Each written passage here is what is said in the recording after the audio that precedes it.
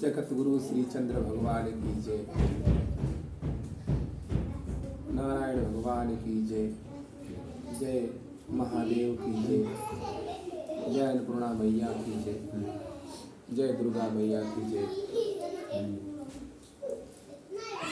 मनुष्य के मन में कभी कभी लालसा होती है कि हमें मुक्ति मिले, मोक्ष मिले, गति मिले। इस बात को लेकर के लोग चिंतित रहते हैं। यह मुक्ति, मोक्ष और गति असाधारण कार्य है। साधारण जीवों को बहुत कम मिलता है। यदि वो चाहे तो मिल सकता है, और इसके लिए हवन, तीर, हव्य, रुपए पैसे की आवश्यकता नहीं है, लेकिन कर्म की आवश्यकता है। 4 प्रकार के यज्ञ करके मुक्ति, मोक्ष और गति को पा सकते हैं। पहला यज्ञ है भूत यज्ञ, दूसरा यज्ञ है नृ यज्ञ, और तीसरा यज्ञ है पितृ यज्ञ, और चौथा यज्ञ है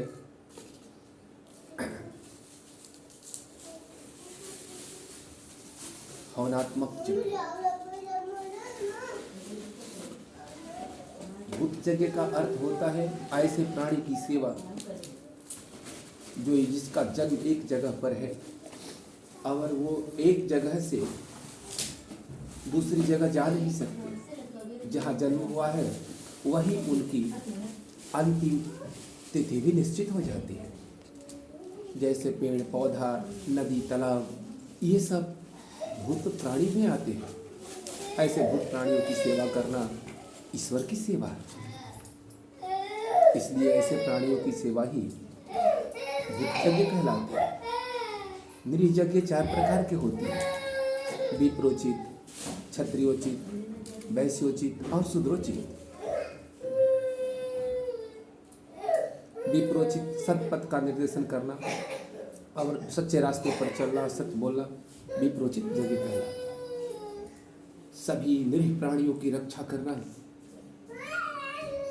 कमजोर प्राणियों की रक्षा करना, औरतों की रक्षा करना, मान मर्यादा और प्रतिष्ठा की रक्षा करना, यह क्षत्रियोचित यज्ञ कहलाता है। सभी प्राणियों के लिए भोजन पानी की व्यवस्था करना वैश्योचित यज्ञ कहलाता है।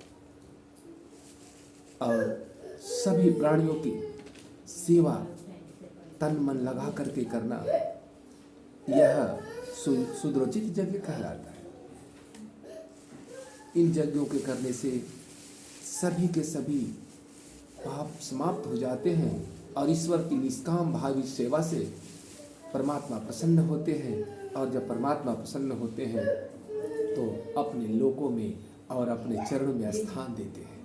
इसी को गति, मोक्ष और मुक्ति कहते हैं। तीसरा यज्ञ है पितृ यज्ञ। अपने पितरों के प्रति कर्म रूपी भाव से श्रद्धा सुमन अर्पण करना।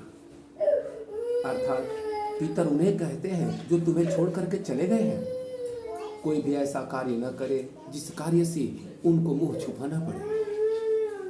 शरीर के बंधन से जब आत्माएं मुक्त होती है तो आत्मा तो परमात्मा का द्वैत रूप है, परंतु कर्म के बंधन से बंधे होने के कारण यह आत्मा थोड़ा दुखी हो जाती है। और अंतिम समय में जो जिस वस्तु की सबसे अधिक याद आती है वही उसके अगले योनि को तय करती है।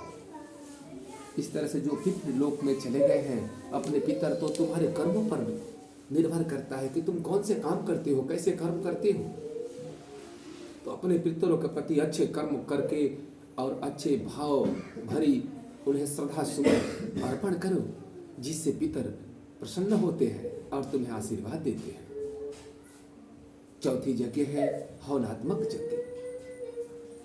यह यज्ञ हव्य के द्वारा देवताओं को, देवी को प्रसन्न करके और यह यज्ञ पूर्ण किया जाता है। सभी रोग, शोक और दुखों का निवारण घर में जन्म देने वाली माता है। यदि माँ के चरणों की सेवा करें और माँ की पंचोपचार से पूजन करे, उसके आज्ञा का पालन करे, तो कोई भी ऐसा कार्य नहीं है जो सिद्ध नहीं होगा। जय माता जी, जय श्री चंद्र।